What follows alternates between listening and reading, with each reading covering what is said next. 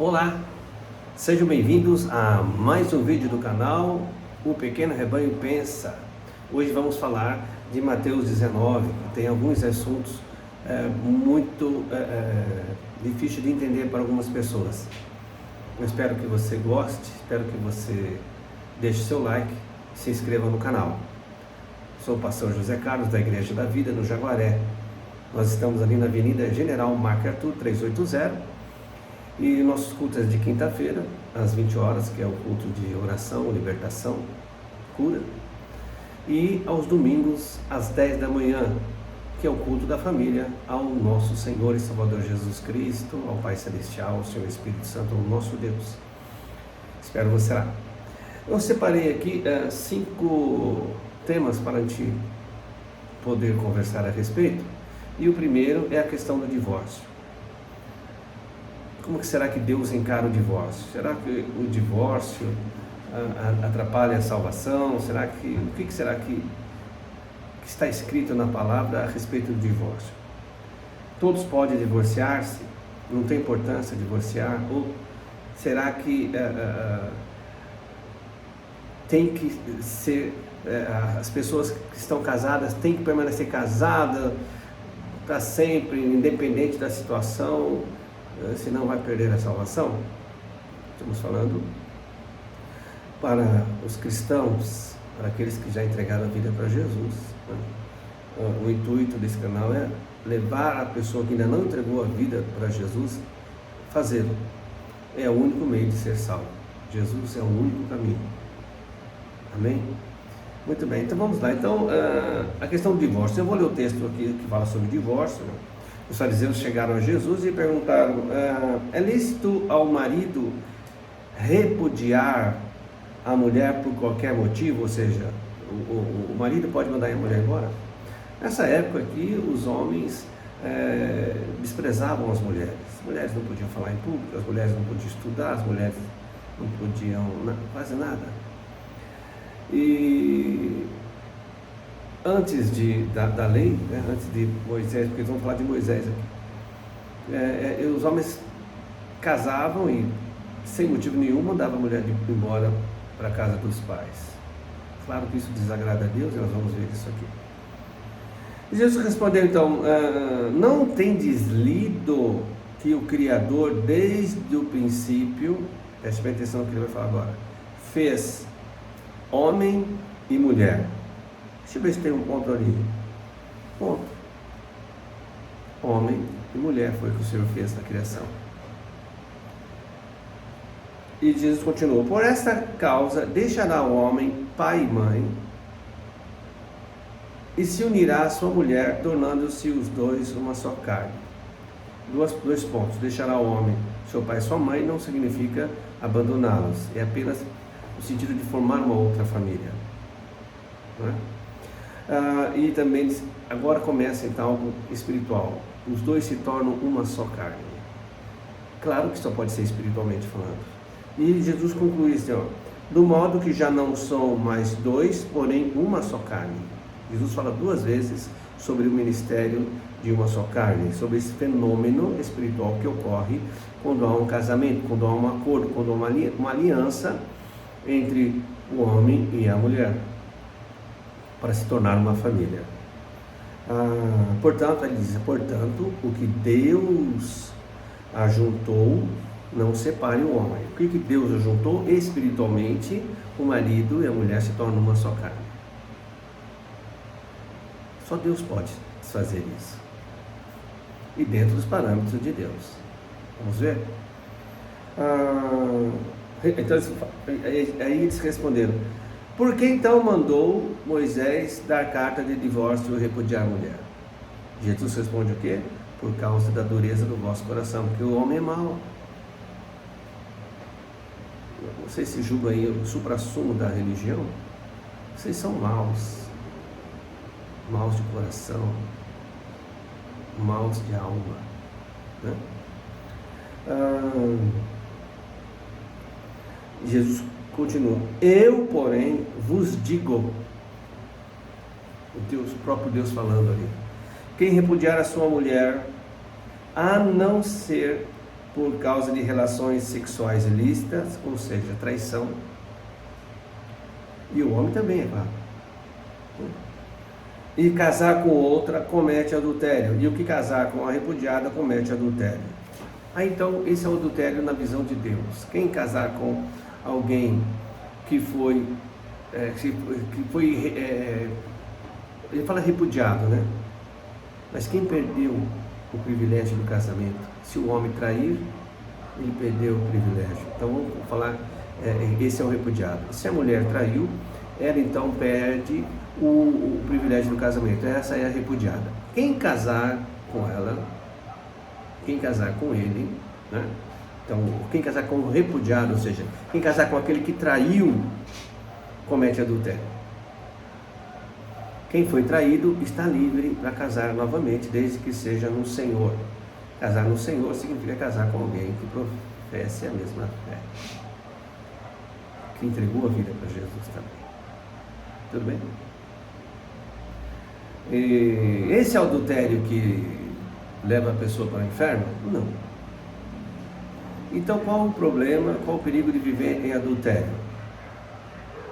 Quem está em adultério está com as portas da sua vida e da sua casa abertas para ações demoníacas, maldição. Dúvidas? Deixe seu comentário aí, tá bom? Tem uma outra palavra que o Senhor Jesus disse. Ele diz assim, lá no versículo 8: por causa da dureza do vosso coração é que Moisés vos permitiu repudiar vossa mulher. Entretanto, não foi assim desde o princípio. Você sabe o que significa não foi assim desde o princípio? Significa, esta não é a vontade de Deus, o Criador. O adultério não está na vontade do Senhor, é vontade humana apenas. Tá bom? O outro assunto é as crianças e o reino dos céus. Está escrito no versículo 14, que Jesus disse: deixai os pequeninos, não os embaraceis de vir a mim, porque dos tais é o reino dos céus. O que você entende? Qual é o estudo necessário que precisamos fazer para entender que a criança, enquanto inocente, vou te dar uma base para essa afirmação, ela é salva, porque ela é inocente, ela não tem noção do pecado, logo não pode se arrepender do pecado. Por isso nós não batizamos criança, porque criança não sabe o que é pecado, e o batismo é um símbolo do que os pecados foram perdoados, a pessoa nasceu de novo em Cristo Jesus. Por isso que nós não batizamos crianças, e por isso que nós entendemos que as crianças, enquanto inocentes, ou seja, enquanto não conhecem a malícia, ela é salva. A base é, você percebeu o empenho do diabo e seus seguidores, os seguidores da nova era? Se você tiver dúvida sobre isso, pergunte aí nos comentários. O esforço que eles desprendem para que a criança perca a inocência cada vez mais cedo. Desenhos animados, filmes, jogos, não é? A sociedade querendo implantar na mente de todos uma normalidade contrária à Bíblia. Nós já lemos aqui o versículo, né? Sobre criação, muito claro, só não entende quem não quer. Então, ok? Qualquer dúvida, deixe nos comentários. Outro assunto, esse é muito legal. Eu gosto demais dessa resposta de Jesus, pelo entendimento que ele nos deu. Bom bastante para entrar no céu. Será que tal coisa existe? Será que existe uma bondade que o homem possa ter que o credencie a entrar no reino dos céus? Será que existe uma honestidade que o homem tenha que o credencie a entrar no reino dos céus? Então, essa passagem bíblica diz que um jovem muito rico chegou a Jesus e disse assim: mestre, o que farei eu de bom para alcançar a vida eterna, para entrar no reino dos céus? O que eu posso fazer de bom? Como que eu posso ser bom o suficiente para entrar no reino dos céus? Jesus olha para ele e pergunta: por que você me faz um questionamento a respeito do que fazer de bom para entrar no reino dos céus para alcançar a vida eterna. Bom, só existe um. Quem é? O Criador, Deus, Pai, Filho e Espírito Santo. Só Deus é bom, né?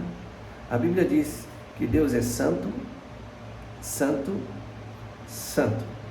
O ser humano, no máximo que ele consegue aqui na Terra, como uma expressão de bondade, honestidade, você já ouviu isso? Essa pessoa, esse homem é um santo, não faz nada de errado. Essa mulher é uma santa, não faz nada de errado. Ela só consegue ser santo. Santo não credencia ninguém entrar no reino dos céus. Para entrar no reino dos céus, a pessoa precisa ser santo, santo e santo. E somente Deus é santo, santo, santo. Por isso que aqueles que não estiverem em Cristo não podem ser justificados, não podem ser santificados com essa santidade. Porque essa santidade pertence a Deus. Ok? Aí Jesus disse para ele, então, você precisa praticar alguns mandamentos. E Jesus relata apenas alguns dos 613. Apenas alguns, mas são 613. Que o judeu acreditava que ele poderia ser salvo pela lei. E muitos pensam que Jesus resumiu os mandamentos da lei.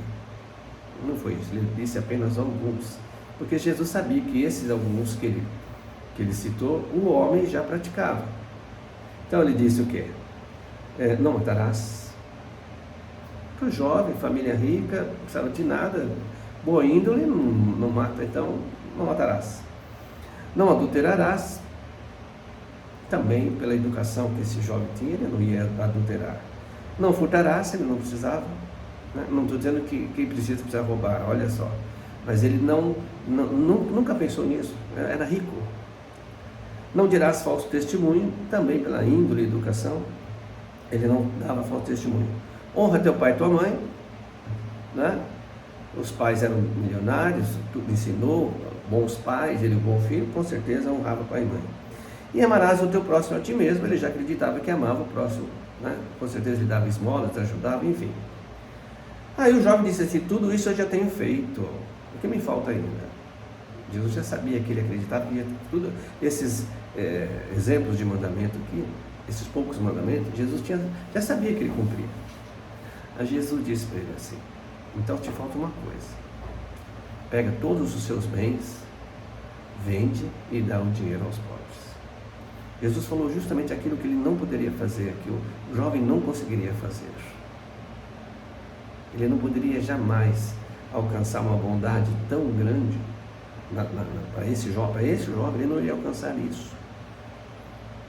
E a Bíblia diz que ele ficou muito triste e foi embora.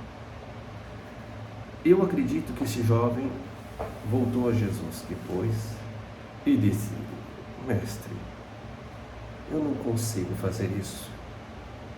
Não tem uma outra coisa que eu possa fazer para entrar na vida eterna? E Jesus disse, me receba como Messias, creia em mim e você vai ser salvo. Eu creio que isso aconteceu. Porque Jesus mostra a nós que a bondade humana jamais será suficiente para entrar no reino dos céus. A justiça humana não credencia ninguém a entrar no reino dos céus.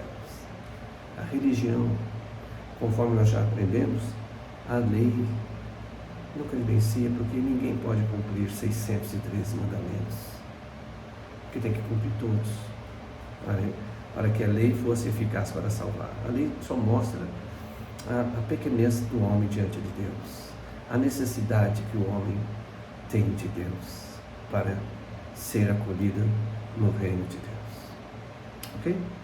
Muito bem. E o quinto e último assunto é o perigo das riquezas. O perigo de confiar nas riquezas para entrar no reino dos céus. E nós vamos ver que Jesus é a única solução. Então, nós vemos lá que a partir do versículo 23 de Mateus 19, né, nós vemos que Jesus começa a falar das pessoas que colocam a sua confiança plena nas posses materiais. Nós vemos o exemplo dos egípcios.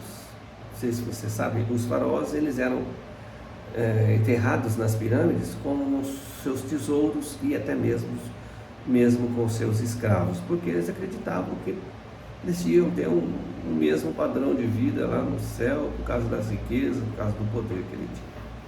Essa ideia permeia o ser humano, principalmente aqueles que têm muitos bens materiais e poder.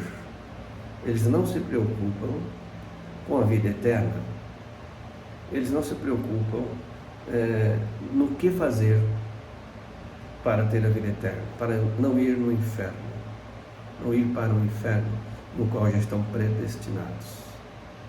Então, Jesus disse que aqueles que confiam na riqueza, a entrada deles no céu é como se alguém pudesse passar um camelo no buraco de uma agulha. Não tem jeito. Literalmente é isso.